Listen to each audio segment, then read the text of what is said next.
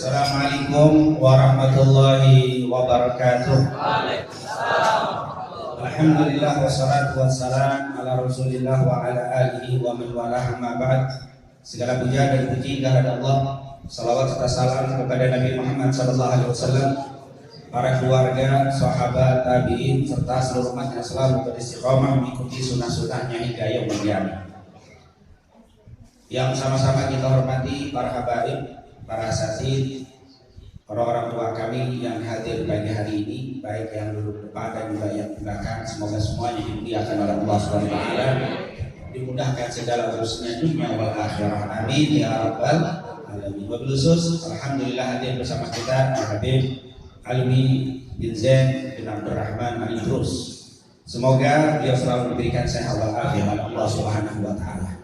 Kemudian juga tentunya yang sama-sama kita hormati Sahibul Faid Al-Habib Muhammad Syahab, semoga juga selalu diberikan sehat wal afiat, dimudahkan urusannya dunia wal akhirah. Amin ya rabbal alamin. Tentunya saya tidak berpanjang lebar. Alhamdulillah sudah kita baca kalimat thayyibah, tasbih, tahmid, takbir dan juga sholawat. Semoga yang telah kita baca semua diterima oleh Allah Subhanahu wa taala. Dan semoga kita semua tidak dibiarkan oleh Allah keluar dari tempat ini kecuali semua hajat kita sudah dikabulkan oleh Allah. Kesulitan kita diangkat oleh Allah, semua dosa-dosa dan kekurangan kita diampuni serta dimaafkan oleh Allah. Amin ya rabbal alamin. Yang biasa rutin kita adakan majlis di tempat ini yaitu membaca kitab Nasaih, Ta'limul Muta'allim dan juga kitab Al-Arba'un. Tapi di kesempatan pagi ini berbeda karena kita mengadakan acara Maulid Nabi Muhammad sallallahu alaihi wasallam. Oleh karena itu bicaranya pun beda. Yang pertama biasa pakai kitab, sekarang nggak pakai kitab. Yang kedua biasa duduk, sekarang berdiri. Kalau saya duduk tak sampai taklim biasa. Yang ketiga biasa jam segini udah makan kebuli. Sekarang jam segini masih dengerin ilmu, masih berbicara tentang ilmu. Jadi jangan gerendeng, biasa jam segini udah bubar. Lah ini acaranya apa? Acara maulid. Jadi kalau bubar jam segini sama dengan taklim biasa. Dan pada kesempatan pagi hari ini saya ingin sedikit saja menerjemahkan surat Al-Imran di ayat 103. Ayat ini sangat terkenal sekali. Allah Subhanahu wa taala berfirman, "Wa'tasimu bihablillahi jami'an wa la tafarraqu. Wadhkuru ni'matallahi 'alaikum id kuntum a'da'an fa'alafa baina qulubikum fa asbahtum bi ni'mati ikhwana wa kuntum 'ala shafa hufratin minha fa anqadhaha minha wa kuntum 'ala shafa hufratin minan nar fa anqadhaha minha. Kadzalika yubayyinullahu ayatihi la'allakum tahtadun." Ini adalah surat Al-Imran ayat 103. Allah Subhanahu wa taala berfirman, "Wa'tasimu bihablillahi jami'an." Berpegang teguhlah kalian bihablillah, bikitabillah, yaitu dengan tali agama Allah, maksudnya dengan Quran. Kita disuruh berpegang.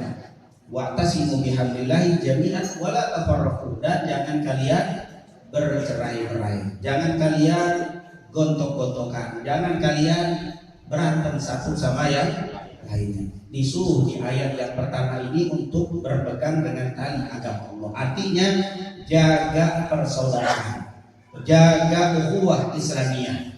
Karena ini adalah perintah langsung dari Allah dan juga dari junjungan kita Nabi Muhammad sallallahu alaihi wasallam.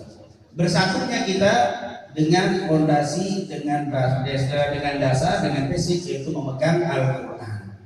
Ketika kita berbeda di dalam Al-Quran, ini berbeda lagi. Tapi kalau Qurannya, ajarannya kita sama, maka mari kita menjaga persatuan.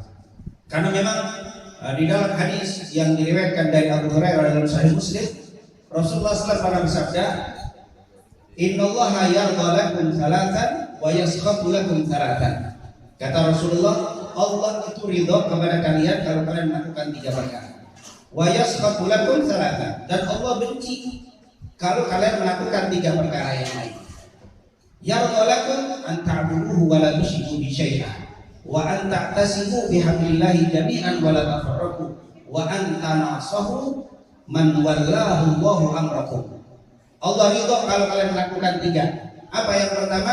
Anta'buduhu wa la tusyriku bihi syai'an. Kalian menyembah hanya kepada Allah dan jangan melakukan kemusyrikan. Yang kedua, wa anta'tasimu bihablillahi jami'an, yaitu bersatu menjaga persaudaraan dengan tali agama Allah. Allah ridho kalau kita bersatu. Nah, yang ketiga, Allah akan ridho wa antanasahu, dan saling memberikan nasihat. Man wallahu Allahu amrahu, siapa yang telah diberikan untuk mengurusi urusan kalian, maksudnya pemimpin. Jadi ketika ada ustaz nasihati pemimpin, Allah ridho tuh sama ustaz yang suka nasihatin apa? Pemimpin. Allah suka kepada dai yang suka memberikan tanasah, saling memberikan nasihat kepada para pemimpin. Man wallahu amrahu, dia yang mengurusi urusan kita. Kalau ada salah kita kasih tahu, itu Allah ridho. Makanya subhanallah, orang-orang yang suka menegur pemerintah dengan cara yang baik, memberikan nasihat, itu adalah diridhoi oleh Allah. Semoga orang-orang yang suka memberikan nasihat kepada pemerintah ini diberikan kesehatan, diberikan keistiqomahan oleh Allah SWT. Karena yang ketiga ini agak susah, tidak sembarangan orang. Oleh karena itu selalu kita doakan imam kita Habibana As-Sayyid Al-Habib Muhammad bin Syihab, semoga Allah berikan sehat dan afiat. Wa anta nasahu man wallahu Allahu amrakum, ini yang luar biasa. Intinya kalau mendapat ridha Allah, wa anta'tasimu bihablillahi jami'an, wa tasimu bihablillah. Ayatnya Al-Imran, hadisnya Sahih Muslim dari Abu Hurairah. Wa yaskhatu lakum salatan, dan Allah tidak suka kalau kalian melakukan tiga perkara. Yang suka tadi beribadah, tidak memusyrikan Allah. Yang kedua, menjaga hubungan persaudaraan kita, intisab. Yang ketiga tadi, memberikan nasihat kepada pemimpin. Yang Allah tidak ridhoi, wa yaskhatu lakum salatan, Allah tidak suka kalau kalian melakukan tiga. Apa itu? Qil wa qal wa kathratus su'al wa idha'atul mal. Allah paling gak suka sama orang qila wa qal, yang suka ngomong begini dan ngomong begitu. Maksudnya apa nih qil wa qal? Bicara banyak, ngobrol kagak ada manfaatnya. Itu bisa dikatakan qila wa qal. Apa majlis sama majlis lagi? Majelasnya tapi ngomongnya ngalor itu. Kalau berdebat, luar biasa, tapi nggak ada isinya. Pepesan, kosong, nggak ada itu, terlalu banyak. Gawat boleh, tapi dikit ngomong deh. Ya. Kalau majelas di Ponceri aman lah, karena di situ ada apa? Kadang-kadang dua bab-bab. Ya walaupun bab-bab apa? Nah itu walaupun bab-bab begitu, tapi paling nggak dua ada urusan agama. Kadang-kadang pembahasan alam-alam malaikat, alam-alam langit yang sulit. Kalau kita ngikutin, stres kita. Tapi paling tidak jadi pembicaraan ada agamanya.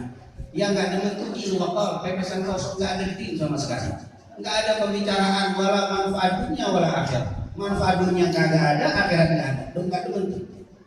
Ada juga bilang ilmu itu adalah memberitakan berita-berita yang tidak ada sumbernya. Bukan kan, kalau udah jelas, nggak boleh kata jelas. Kata ini ngomong katanya dulu. Konon, nah kayak begitu kuasa dibawain. Orang Islam itu jangan suka nyebarin berita kalau nggak jelas, termasuk kila wakal. Katanya sih, katanya dulu sumber dari mana? Wallahu a'lam. Sumbernya nggak jelas, jangan. Orang Islam ini kalau bisa bicara manfaat. Kalau nggak manfaat, nggak. Bicara yang baik, kalau nggak baik nggak. Ini baik, tapi kalau disebarkan nggak manfaat, nggak usah juga disampaikan. Ini luar biasa. Disuruh kita untuk apa? Berhati-hati, jangan sampai masuk dalam golongan kila wakal. Yang kedua yang tidak disukai, kasratus su'al, banyak nanya. Nanyanya nanya yang tidak ada manfaat dunia wal akhirat. Tidak ada manfaat dunia wal akhirat. Yang kedua, banyak nanya yang tidak mungkin terjadi. Itu juga tapi yang kasratus su'al. Begitu juga banyak nanya tapi kagak pernah diamali. Nggak suka juga tuh kasratus soal, bertanya yang tidak ada manfaatnya. Kira-kira dinosaurus itu ada apa enggak sih? Tanya sama Ustaz dinosaurus. Iya Ustaz nih. Terus kalau dikasih tahu apa manfaatnya? Kan nggak ada manfaatnya. Udah deh, lihat aja di TV ada apa enggak, terserah ya. Itu nggak usah ditanya di majelis. Ini kasratus soal, nggak ada faedahnya. Nanya yang nggak mungkin terjadi. Kita di waktu sholat di bulan kiblatnya kemana? Kapan antum ke bulan? Kagak ada manfaatnya dibahas panjang-panjang, buyung-buyung nggak terjadi juga. Bahas, udah nanya kalau di mobil, di kereta kan mungkin. Nanya di bulan, nggak ada kemana, ke sono sih. Udah jangan mikirin itu, nggak terjadi juga. Entah kalau antum mau berangkat ke bulan, baru nanya hukum. Nah ini ternyata pertanyaan tidak ada manfaat. Tidak yang mungkin terjadi tidak ada manfaat. Ini adalah suatu soal, tidak. Atau nanya tapi nggak berani amalin. Nanyanya masya Allah, tapi amalnya nggak ada. Maka hati-hati. Allah nggak suka nih orang panjang bertanya tapi tidak diamalkan. Makanya nanya yang kira-kira diamalin aja. Kalau diamalin jangan ditanya. Kenapa? Karena itu akan menjadi beban untuk kita. Allah tidak suka kasratu soal. Yang ketiga, wa'idha'atul mal. Orang yang suka membuang-buang harta. Maksudnya buang-buang harta apa? Yaitu orang yang mengeluarkan hartanya dalam rangka bermaksiat kepada Allah. Mengeluarkan harta walaupun 1000 perak, walaupun 2000 perak, tapi dalam rangka bermaksiat kepada Allah itu namanya idha'atul mal. Tapi kalau kita mengeluarkan harta 1 miliar tapi untuk sedekah, bukan idha'atul mal. Walaupun 10 miliar dikeluarin tapi sedekah, itu bukan idha'atul mal. Idha'atul mal adalah mengeluarkan harta dalam rangka bermaksiat kepada Allah, itu tidak disukai. Alhamdulillah di sini yang kita garis bawahi ini hadis sahih Muslim bahwa Allah yarḍalakum an ta'tasimu bihablillahi jami'an wala tafarraqu. Seperti Al-Imran 103 wa'tasimu bihablillahi jami'an wala tafarraqu. Karena iftirak, karena perpecahan itu menjadi sesuatu yang nggak enak. Kalau kita bersaudara, kalau kita bersatu, duduk di tempat ini nyaman, enak. Duduk di tempat ini, luas tempat ini. Kita mau jalan ke sana, boleh keluar ke kiri, kanan, bebas, lega di tempat. Kenapa? Karena kita bersatu, tidak ada musuh. Tapi kalau di sini ada furqah, kalau ada iftirak, kalau ada perpecahan, ada permusuhan, ini tempat yang lega jadi sempit. Sebagaimana dikatakan oleh Al-Imam Ibnu Majah dan Imam Ahmad dalam kitabnya Al-Musnad dari Nu'man bin Bashir radhiyallahu anhu, beliau pernah berkata, Rasulullah SAW pernah bersabda, "Man lam yashkurin nasa lam yashkurillah, wa man lam yashkuril qalila lam yashkuril katsir. At-tahaddatsu bi ni'matillahi syukrun wa tarkuha kufrun, wal jama'atu rahmatun wal furqatu adzabun." Ya, wal jama'ah rahmat. Siapa yang tidak pandai bersyukur kepada manusia, dia tidak akan pandai bersyukur kepada Allah. Siapa yang tidak pandai bersyukur dengan nikmat yang kecil, dia tidak akan pandai bersyukur dengan nikmat yang besar. Membicarakan, menampakkan nikmat adalah sebagai tanda syukur. Menyembunyikan nikmat adalah kufur. Terus wal jama'ah rahmah, hidup dengan jamaah bersatu, tidak saling bermusuhan, rahmah, nikmat, penuh kasih sayang Allah. Wal furqah, tapi kalau kita saling bermusuhan, saling tidak tegur sapa, ada tempat ini menjadi azab. Kita duduk di sini sumpah di depan kita, atau kita main enak, nggak enak di tempat dia. Kenapa? Ini di depan saya nggak suka sama dia nggak suka sama saya, musuhan. Udah duduk di sini enak.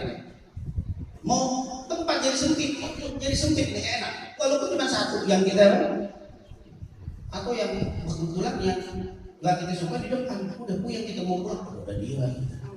Kamu lewat dia, kalau ada pintu belakang ke belakang.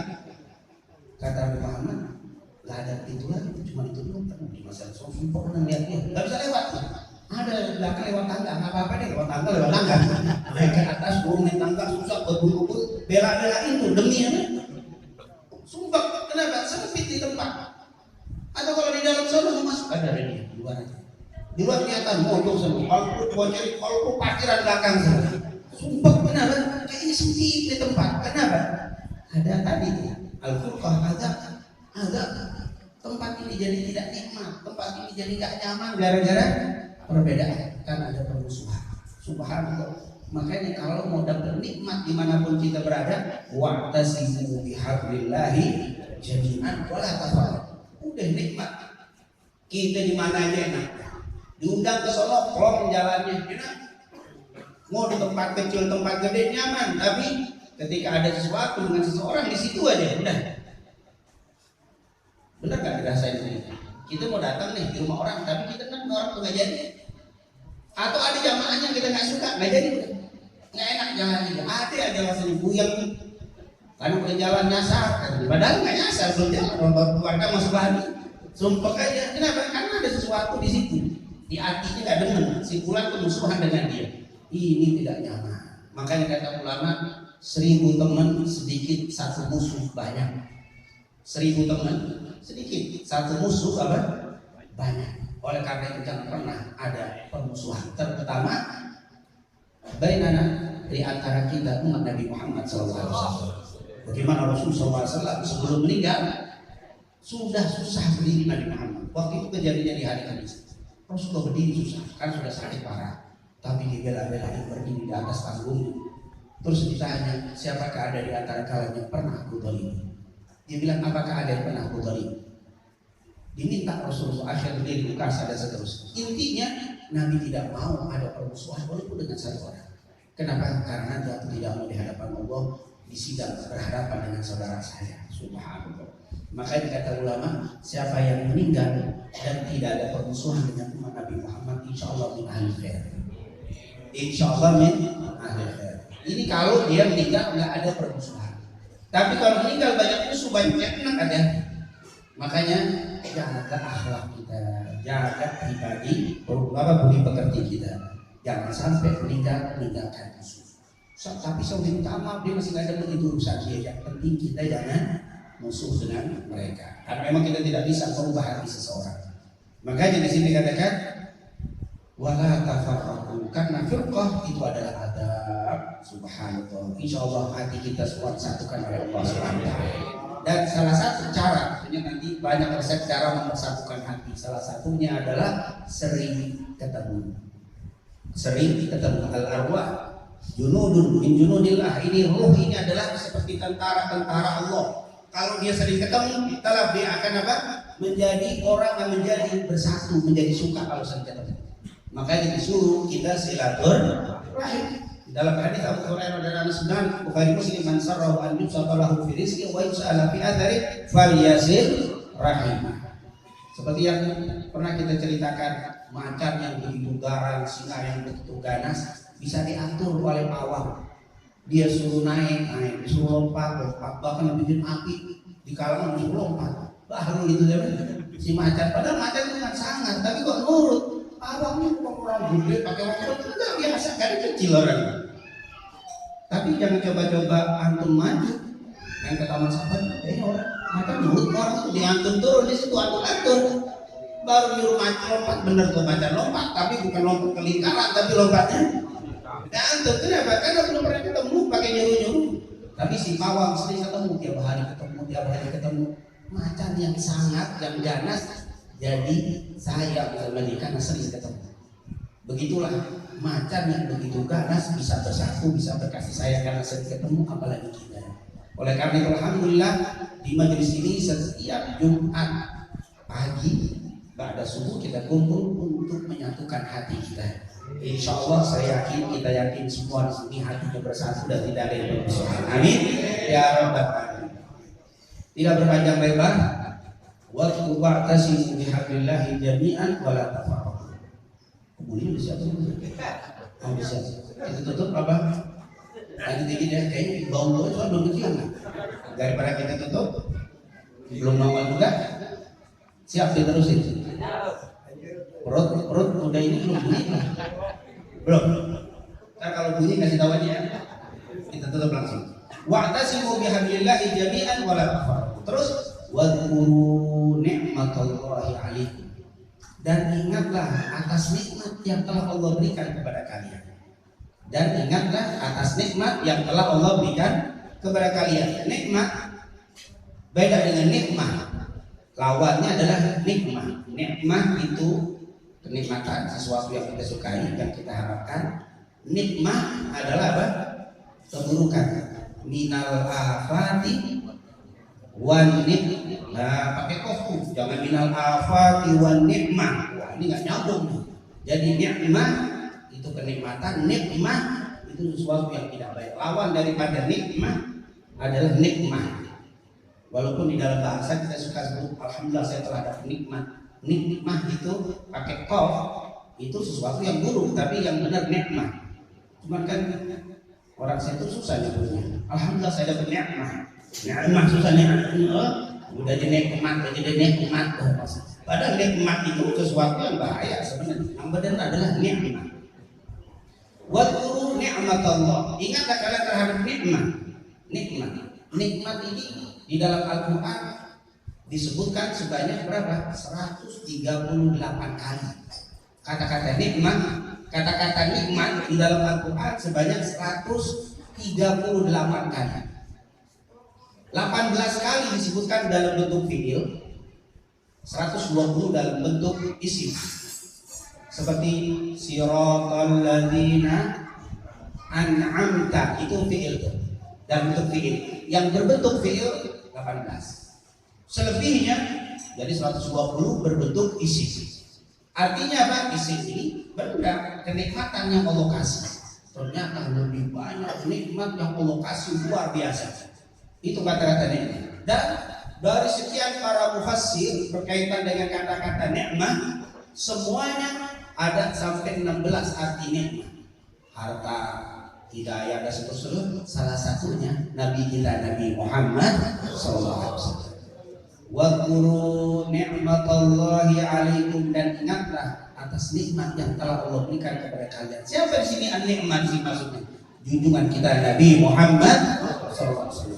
Di antara arti nikmat itu yang jumlahnya sekian, di situ ada Nabi Muhammad SAW. Bahkan kata para ulama, nikmat yang paling besar adalah Nabi kita, Nabi Muhammad SAW. Kalau kita bersyukur karena dapat mobil baru, kalau kita bersyukur karena dapat rumah yang baru, kita bersyukur karena pengantin baru, tapi mesti Anda lebih bersyukur karena dapat Nabi Muhammad SAW. Fabidzalika falyafrahu, bergembiralah kalian dengan nikmat yang sangat besar. Apa itu? Diutusnya Nabi Muhammad SAW. Wallahi, seandainya kita dapat rumah, dapat tapi nggak kenal Nabi Muhammad, maka ini sebuah musibah yang luar biasa. Nikmat yang sangat besar adalah Nabi kita, Nabi Muhammad SAW. Nikmat yang luar biasa kita kenal Rasulullah.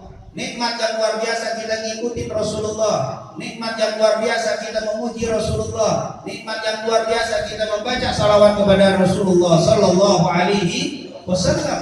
Oleh karena itu, kalau kita begitu gembira mensyukuri nikmat-nikmat yang lain, kita harus lebih gembira mensyukuri kenalnya kita dengan Nabi Muhammad Sallallahu Alaihi Wasallam.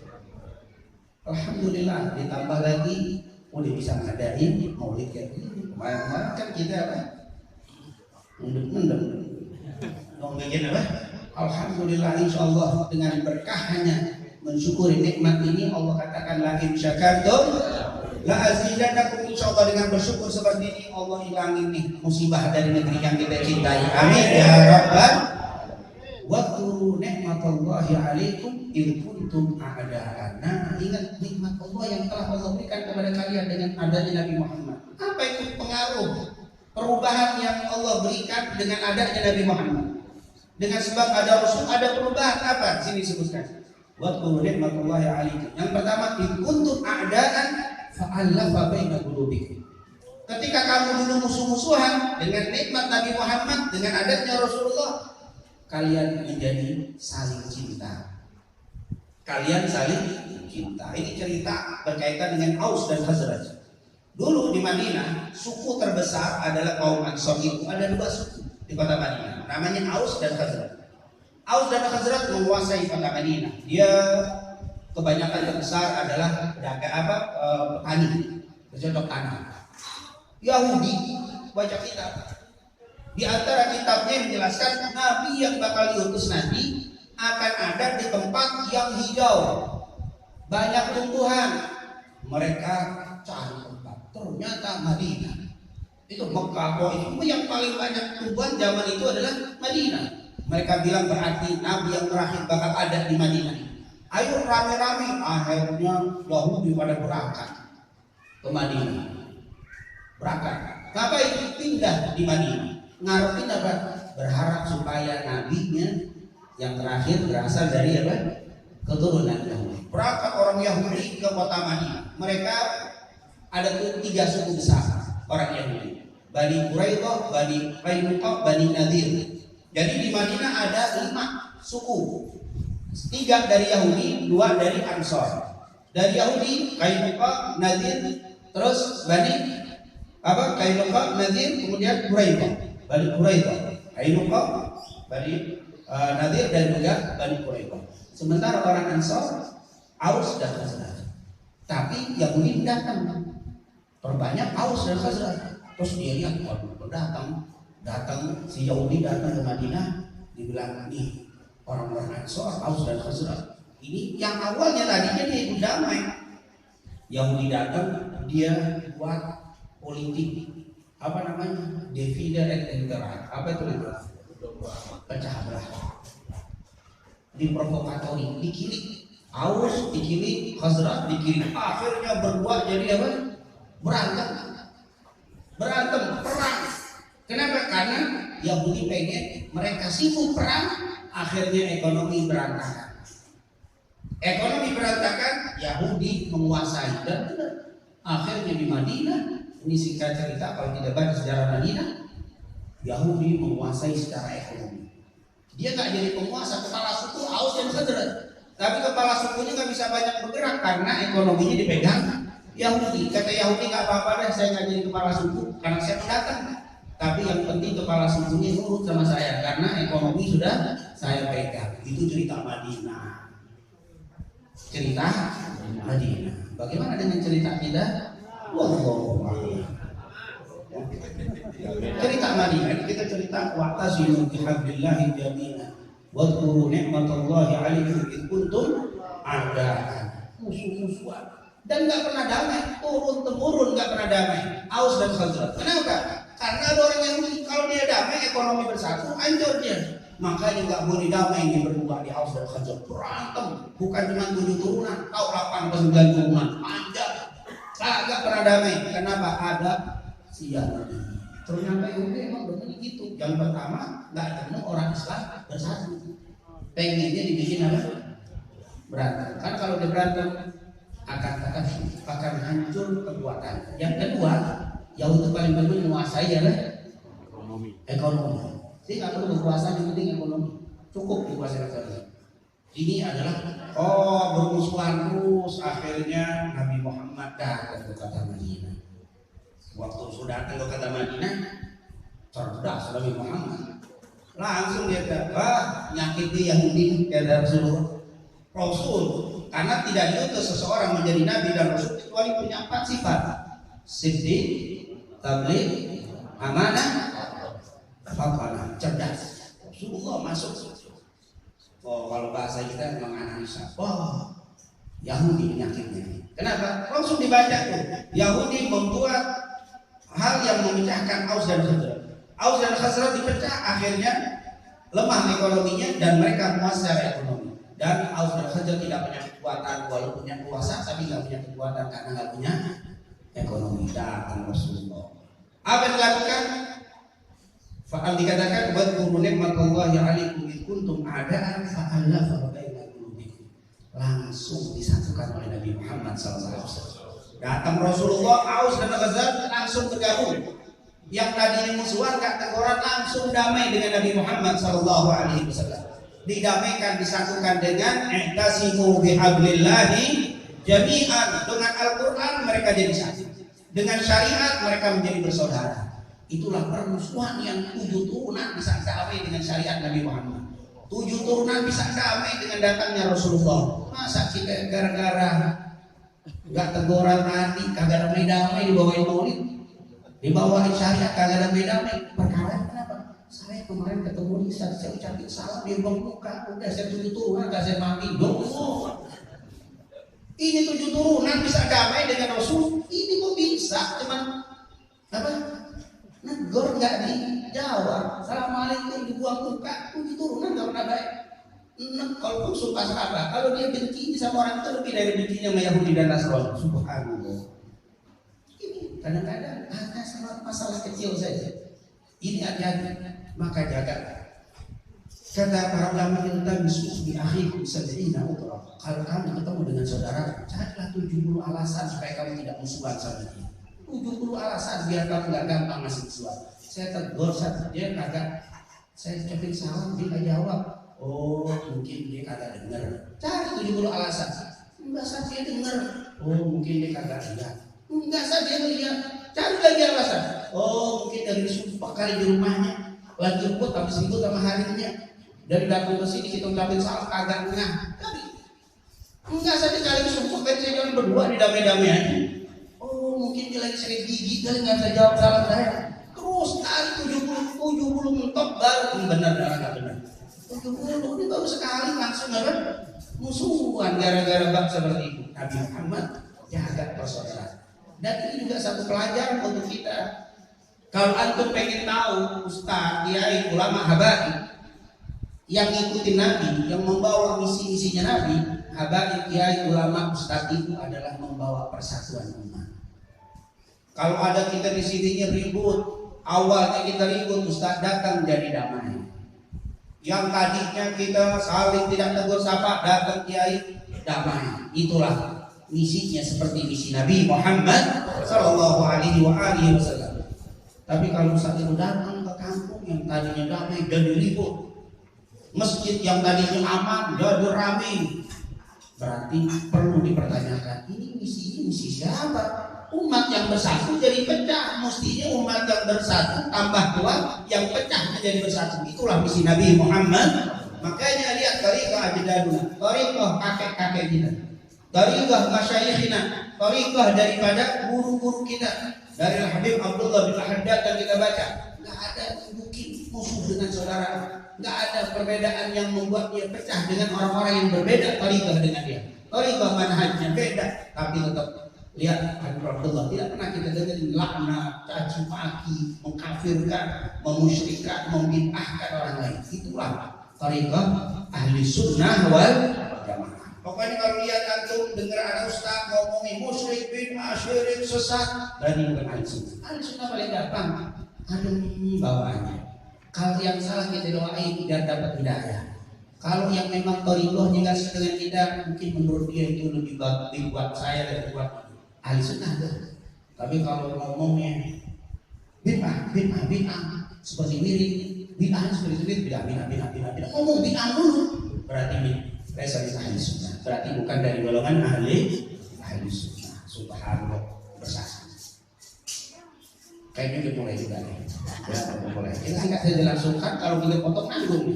Wa ta'tasimu bihablillahi jami'an wa ni'matallahi 'alaikum id kuntum a'da'an fa'alafa baina qulubikum. Karena menyatukan hati tidak bisa dengan uang. Menyatukan hati enggak bisa dengan kedudukan. Ada orang supaya orang itu cinta kita dikasih mobil, kita dikasih apa, itu tidak bisa menyatukan. Kalau sudah kita nggak dikasih lagi, dia nggak dikasih lagi, dia akan jauh dari kita. Hati yang menyatukan Allah, dan yang paling bisa adalah lewat ikuti Nabi Muhammad SAW. Antum kalau mau menumbuhkan cinta kepada jamaah, kepada umat, pakai akhlak Nabi Muhammad. Insya Allah banyak cinta. Kalau mau menumbuhkan cinta biar orang ini cinta mencintai, nggak usah pakai duit, nggak usah pakai harta, tapi pakailah akhlak Nabi Muhammad, pakailah akhlak Rasulullah. Insya Allah orang akan cinta kepada kita. Paling tidak ketemu senyumnya itu dibikin orang itu cinta. Akhlak Rasulullah SAW. Kalau pakai akhlak Nabi, orang itu akan cinta sama dia. Tapi kalau kita akhlaknya akhlak Fir'aun, walaupun hartanya kayak korun, kagak bisa bikin orang kita yang ada enak kita. Lagi ada fulusnya kita senyum, gak ada fulusnya. Bahasa kita kayak belangkon. Depan begini belakang kok. Ya kan itunya judulnya di sini.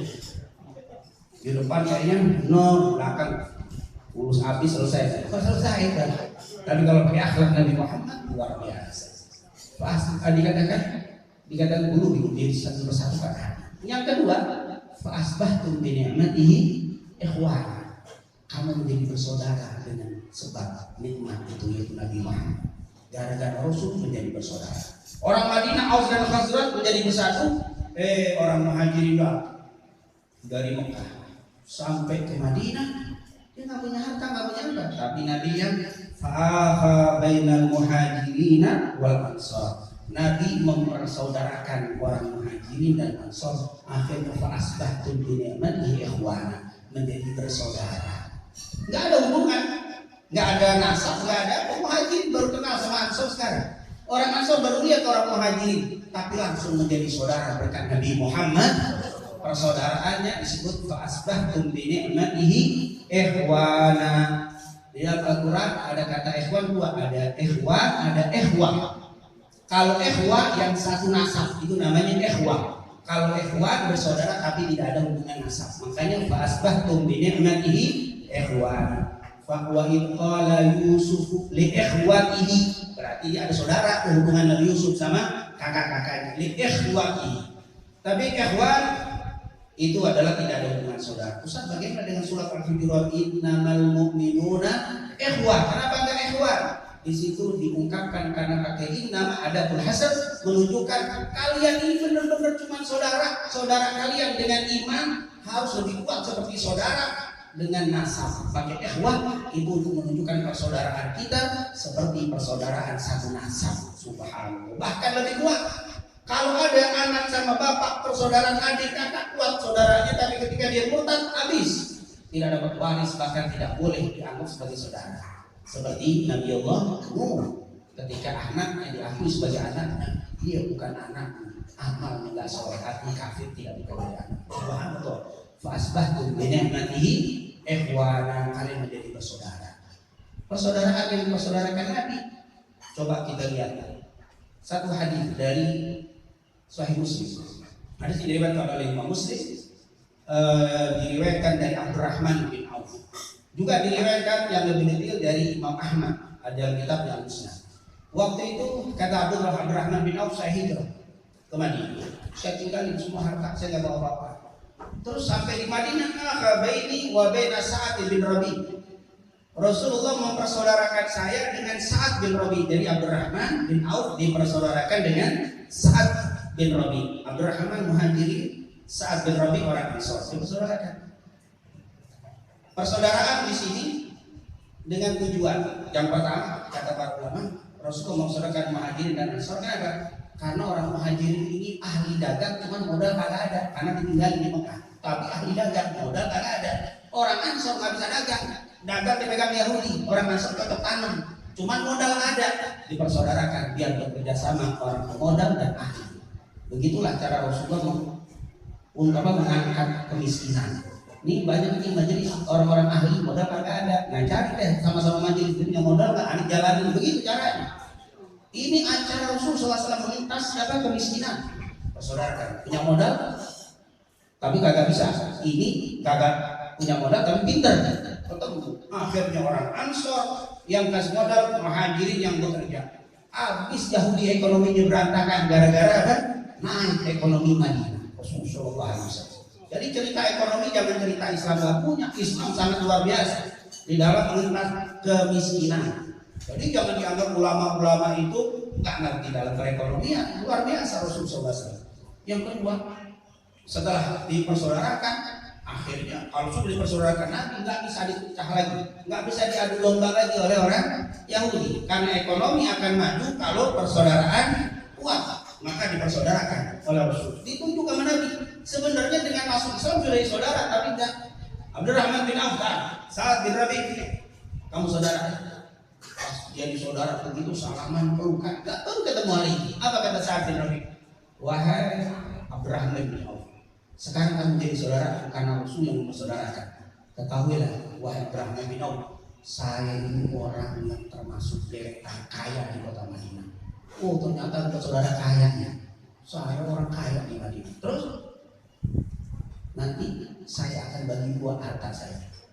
Kalau harta saya sekaya ada 500 miliar, 250 miliar untuk kamu, 200 miliar untuk saya. Itu persaudaraan yang dibuat dari Muhammad. Di sini maka gak ada jangan harap saudara. Artinya saudara satu nasab.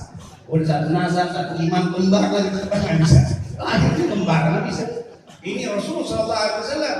Aku orang yang bukan paling ya, orang yang termasuk deretan orang kaya. Saat berani nanti akan aku hitung semua harta, setengahnya untuk wahai Abdurrahman bin Auf.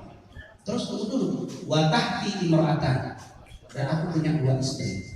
Kata sahabat tadi, bukan berarti sahabat 2, banyak lagi. Jarang yang satu. Aku punya watahti imra'atan, aku punya istri 2. Terus aku tunjukkan kepada kamu. Engkau lihat mana yang paling cakep dulu. Setelah kau tunjuk, aku akan ceraiin itu istri. Iddahnya habis, lamar dia jadi istrimu. Itu adalah saudaraku. Oh, berbagi. Jangan ngarepin, jangan ceritain cuma cerita doang, jangan ngarep. Kapan di sini persaudaraan kayak gitu kata ada. Ini cuma cerita dari Rasul Shallallahu Alaihi Wasallam. Fa asbahtum bi ni'matihi ikhwana. Dengan sebab Rasulullah kalian menjadi bersaudara, persaudara kayak gitu tuh. Apa kata Abdurrahman bin Auf? Enggak mentang-mentang ya tahan. Nismali, nah setengah harta mau kesini dan tunjukin istrimu, enggak begitu. Tapi Abdurrahman dapat lamaran ketiga, dapat tawaran ini kan apa? Barakallahu laka fi malika wa ahli. Semoga Allah memberikan keberkahan di hartamu dan istrimu dan keluargamu. Dulu nih ala suqil Madinah. Tunjukin saya di mana pasar Madinah, di mana pasarnya. Dan Abdurrahman bin Auf punya beberapa dirham. Nuraihan kan, cuma dirham enggak sampai berapa, sedikit sekali. Tunjukin kota Madinah, pasarnya dulu nih ala suqil Madinah. Jadi kalau antum mau cari cerita ini, kasih judul aja dulu nih ala suqil Madinah. Pas cerita Abdurrahman bin Auf dengan Sa'ad bin Rabi. Kasih tahu sama Sa'ad bin Rabi ini. Jangan ngasih apa-apa sama saya. Yang ditunjukin saya kota Madinah, pasar Madinah. Sampai ke pasar kerja. Dalam waktu beberapa hari udah dapat ngumpulin emas. Seperti biji kurma, udah mulai dapat emas. Memang Abdurrahman bin Auf ini orang Mekah, ahli dalam apa? Dagang, modal dikit jalan. Kalau kita kan modal dulu yang banyak baru bergerak. Kecil belum dulu, apalagi nggak punya nggak bergerak. Ini Abdurrahman, pasar mana pasar? Jadi datang. Terus lamar orang Ansariyah ya, lamar dengan mahar emas sebesar biji kurma. Habis itu dipakai minyak wangi, namanya pengantin. Pas keluar ketemu Nabi bilang, baru nikah. Rasulullah tahu tuh orang baru nikah. Emang beda, orang baru nikah tuh baunya beda. Ada diumpetin tahuan baru nikah. Nah, ini yang tahu yang ngah gitu ya. Ternyata Abraham ketemu sama Rasulullah SAW. Hatta zuwaj, baru nikah kata Abraham, kata Rasulullah SAW. Jawab Rasulullah, baru nikah. Kapan? Kata Rasulullah. Beberapa hari yang lalu ya Rasulullah. Kemarin empat di sini nggak ngomong. Kata Rasul, awli walau bisyah. Bikin acara deh walaupun motong seekor kambing. Jadi hadis awli walau bisyah itu ceritanya dari Abdurrahman bin Auf. Buat pesta walaupun motong seekor kambing. Itulah persaudaraan yang dibuat Rasulullah Sallallahu Alaihi Wasallam. Ini cerita persaudaraan yang dibuat Nabi zaman Rasulullah. Jadi jangan antum berharap persaudaraan yang dibuat oleh Nabi Muhammad Syahab kayak begitu. Apa? Jangan mengharap apa jadi persaudaraan jadi kayak begitu, di persaudaraan sama yang kaya lagi kan. Luar biasa ini ternyata. Inilah fa'asbahtum bi ni'matihi ikhwana. Ini nikmat yang terbuat dengan utusnya Nabi Muhammad. Yang bermusuhan jadi damai, yang nggak kenal jadi bersaudara. Di sini banyak yang saya tidak tahu asal-muasalnya, muka, nama mungkin tahu. Tapi dari Pondok Gede, dari Wobogo, nggak ada. Walau kakek nenek nggak ketemu sama anak. Nasab saya ketemu. Tapi fasbahna binikmati Rasul sallallahu alaihi wasallam ikhwana, dengan nikmat dari Allah, dengan diutusnya Nabi Muhammad kita jadi bersaudara. Subhanallah. Ini luar biasa. Bagaimana mungkin kita tidak bergembira dengan lahirnya Nabi Muhammad? Bagaimana mungkin kita tidak bergembira dengan adanya Rasulullah? Bagaimana mungkin kita tidak merayakan acara seperti ini karena Nabi Muhammad kita jadi bersaudara? Wallahi, kalau bukan karena Nabi Muhammad, kita tidak akan pernah bertegur sapa, tidak akan pernah kita saling mengenal, tidak akan pernah saling tersenyum kalau bukan karena Rasulullah SAW. Fa asbahtum bi ni'matihi ikhwana. Yang terakhir, biasa kalau dipegang ini lama, sudah mau habis ya. Fa asbahtum bi ni'matihi ikhwana wa kuntum ala syafa hufratin minan nar fahanqadha. Dulu kalian itu udah mau masuk neraka, tinggal mati masuk neraka udah.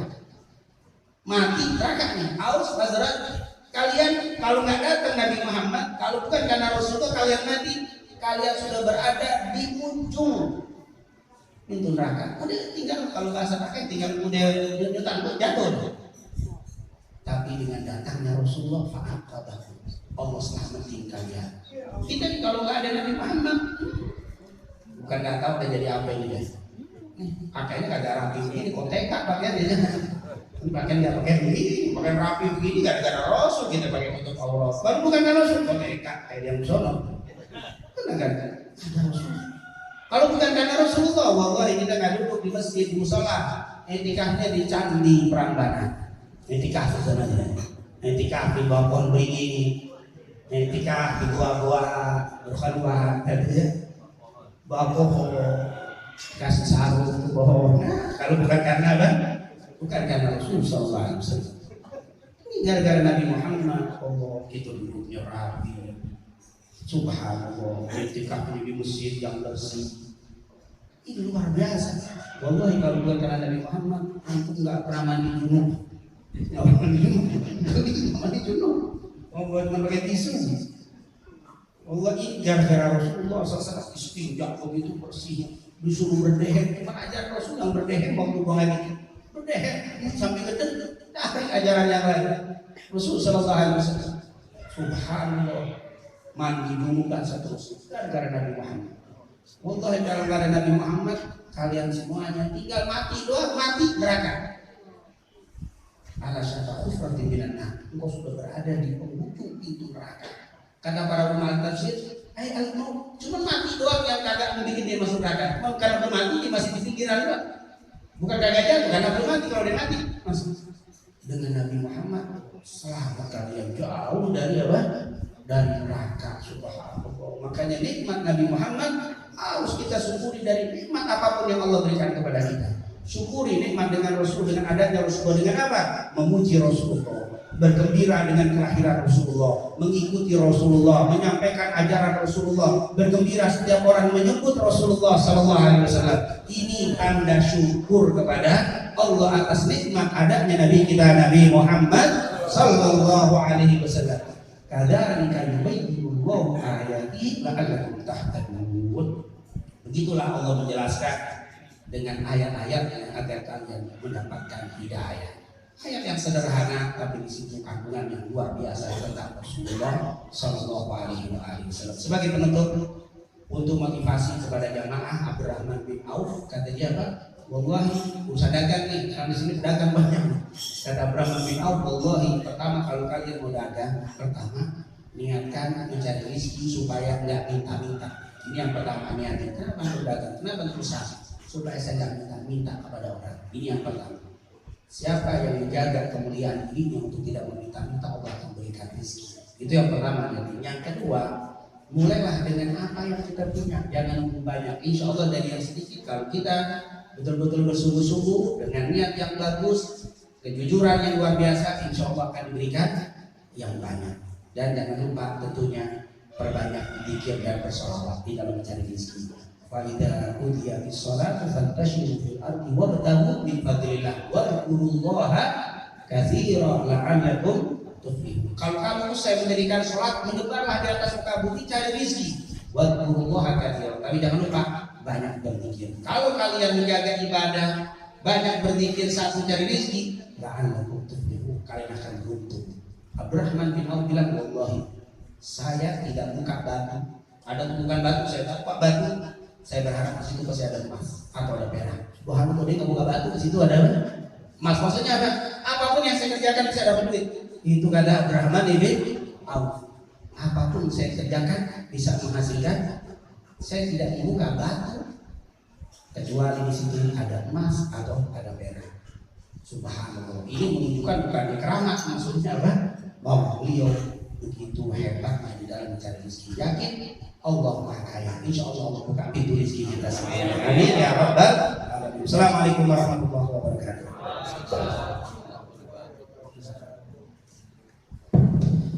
والتسهل باليمين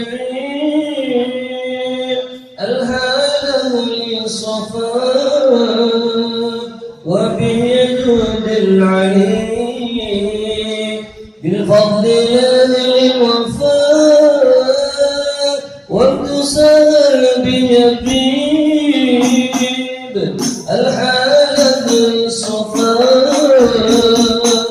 وبه يجود العليم